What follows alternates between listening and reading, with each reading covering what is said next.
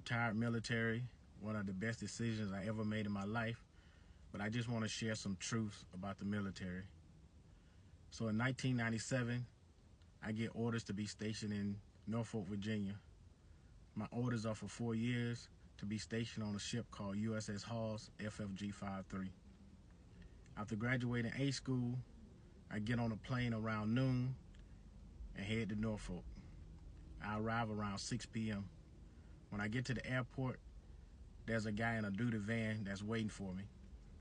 He introduces himself, then we head back to the ship. On the way back, we didn't say much. When we get to the ship, I arrive at the quarterdeck. That's the area outside the ship where they check your ID. I show my ID and I say permission to come aboard. The guy says permission granted. That's the protocol. So I get on the ship. Another guy come greet me. He's around my age. And he introduces himself to me. Then he takes me down to the berthing. When we get down to the berthing, he showed me where my rack is. He then says, do you have any civilian clothes you want to change into before I give you a tour of the ship? I'm like, yeah. So I change into some civilian clothes. We start walking around the ship. Once he showed me places around the ship, we go back to the mess decks. That's the place where we eat. We start watching a little TV, but we mostly talk, start to get to know each other.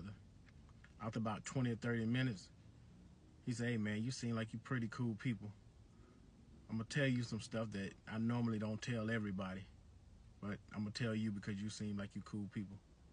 He said, follow me. So I follow him and we head back down to the berthing. Once we get down to the berthing, he says, these people I'm about to tell you about, either you need not to hang around, or if you do decide to hang around, you need to be careful. So we go to the first rack. He says, this such and such right here, all he do is get in trouble. He's probably gonna be kicked out pretty soon. He takes me to another rack. He said, this guy right here, he a bully. He love to fight.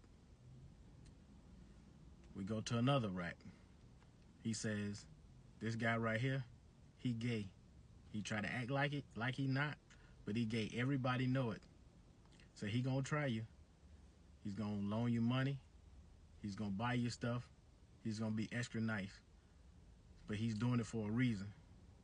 He done try other guys like that, but every time somebody confront him, you know, he say he was just being cool. Then he take me to another section of the berthing. He said, you see this whole little section right here? These guys right here, they think they're a gang. He said, they gonna try to strong arm you. And if you show any weakness, they gonna bully you the whole time you here. So I advise you not to show any weakness. We go to another rack.